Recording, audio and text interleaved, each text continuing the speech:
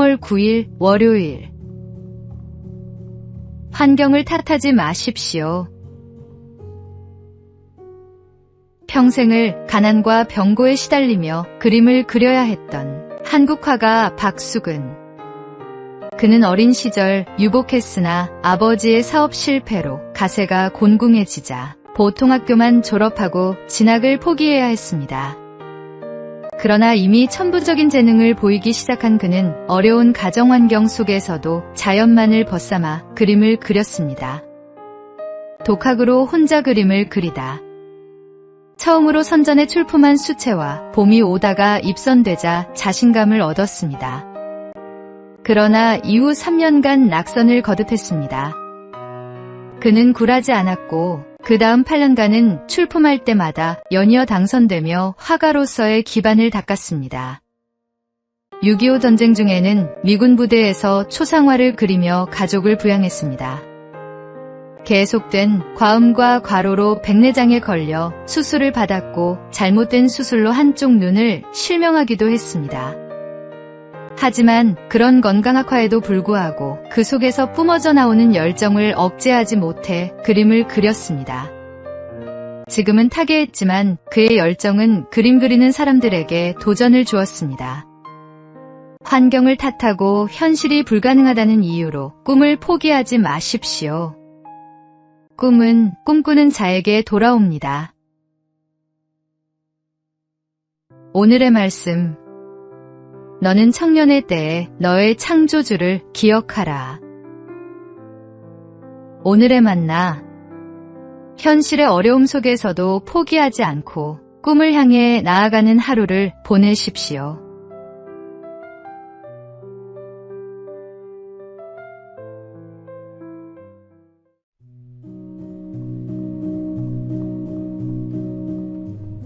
(3월 10일) 화요일.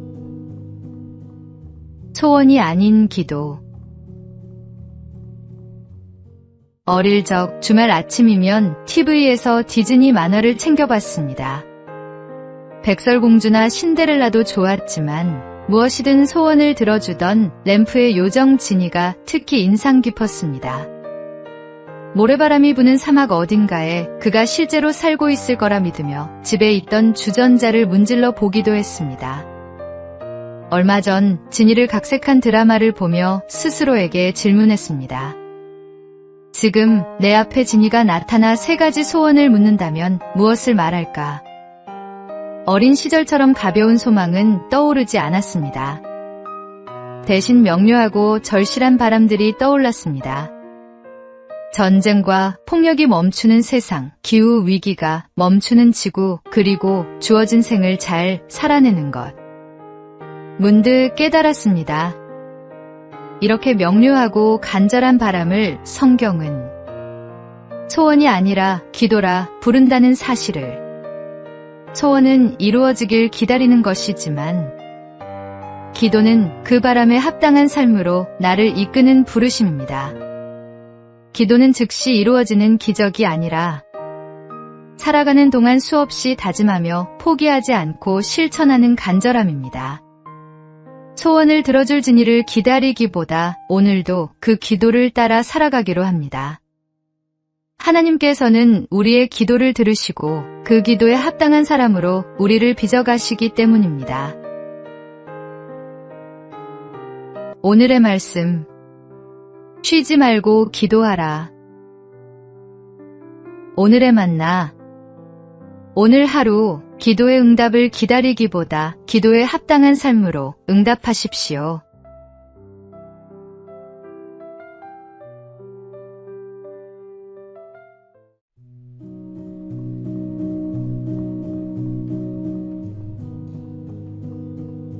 (3월 11일) 수요일.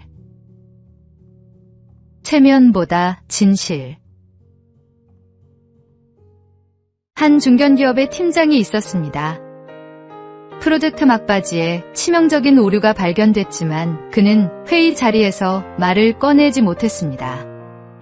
지금 말하면 내가 무능해 보일 텐데 라는 생각 때문이었습니다. 결국 일정은 그대로 진행됐고 출시 직후 시스템은 멈췄습니다.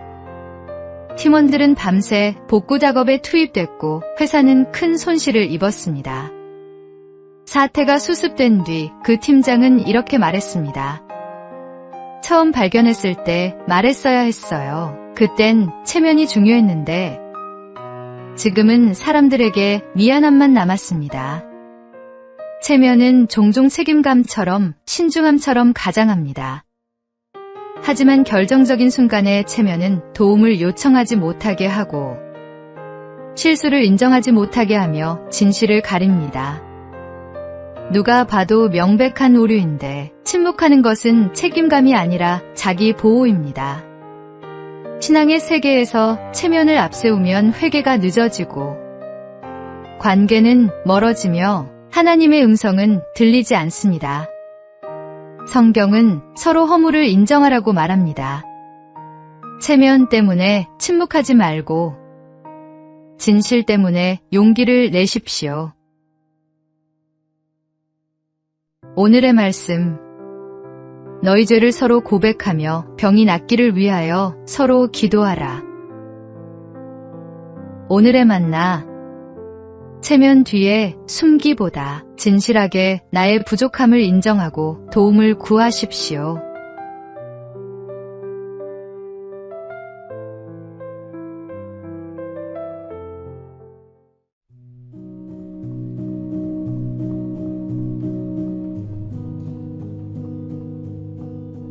(3월 12일) 목요일. 얼굴 없는 이웃. 전북 고창군 흥덕면의 한 낡은 우체통을 통해 얼굴 없는 이웃이 7년째 성금을 보내고 있어 화제입니다. 흥덕우체국 앞 우체통에서 흥덕면장님이라고 적힌 흰 봉투 하나가 발견됐습니다. 우체국 직원이 확인했더니 5만 원권 54장과 1만 원권 1장, 총 271만 원의 현금과 손편지가 나왔습니다. 편지에는 삐뚤삐뚤한 글씨로 흥덕면 가족 중에 힘들고 어려운 분께 전달되었으면 고맙겠습니다 라고만 적혀 있었습니다. 이러한 방식으로 무려 7년 동안 전달된 성금이 1,397만 원. 매번 1만 원권 1장이 빠지지 않는 게 특징인데 성금을 전달해주는 직원들의 노고를 생각한 우편료로 보입니다. 전달된 성금은 흥덕면 내 형편이 어려운 주민들에게 잘 전달될 예정입니다. 예수님은 구제할 때 오른손이 하는 것을 왼손이 모르게 하라고 말씀하셨습니다. 진정한 나눔은 세상의 인정을 받기 위함이 아니라 어려운 이웃을 향한 순수한 마음에서 비롯됩니다. 비록 누군지 알 수 없지만 공동체의 따뜻한 마음을 전하는 존경스러운 이웃입니다. 서로를 지지해주는 따뜻함은 꼭 서로를 알아야만 생기는 것이 아닙니다. 이름 없이 빚도 없이 7년째 묵묵히 나눔을 실천하는 이 이웃의 모습에서 우리는 진정한 이웃사랑이 무엇인지 배웁니다. 오늘의 말씀. 너는 구제할 때 오른손이 하는 것을 왼손이 모르게 하여. 오늘의 만나. 세상의 칭찬을 받기 위해서가 아니라 하나님 앞에서 온전한 마음으로 이웃을 돕는 나눔을 실천하십시오.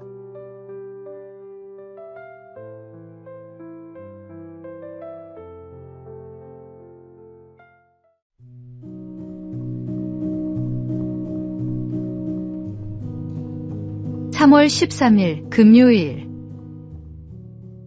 틀린 것이 아니라 다를 뿐. 배우 차인표와 신혜라는 여러 인터뷰와 간증 자리에서 결혼과 가정에 대해 공통된 이야기를 반복해왔습니다.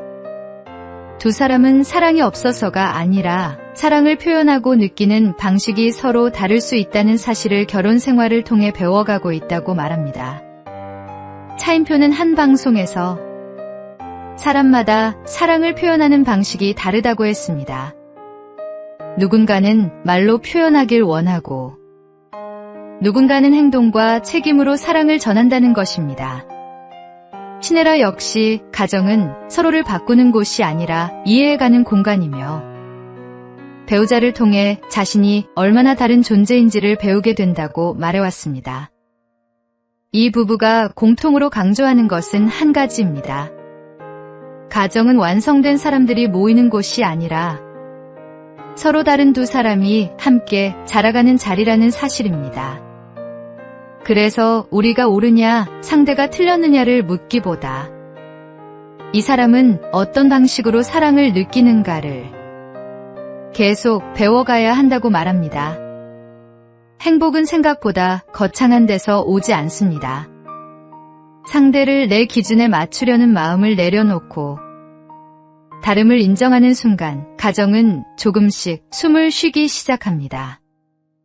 틀린 것이 아니라 다를 뿐이라는 사실을 받아들이는 것. 그것이 오랜 시간 함께 살아온 부부만이 할 수 있는 담담한 신앙의 고백입니다. 오늘의 말씀. 이러므로 남자가 부모를 떠나 그의 아내와 합하여 둘이 한 몸을 이룰지로다. 오늘의 만나. 배우자의 다름을 인정하고 그 방식으로 사랑을 표현해 보십시오. 완벽함이 아닌 이해가 가정을 행복하게 만듭니다.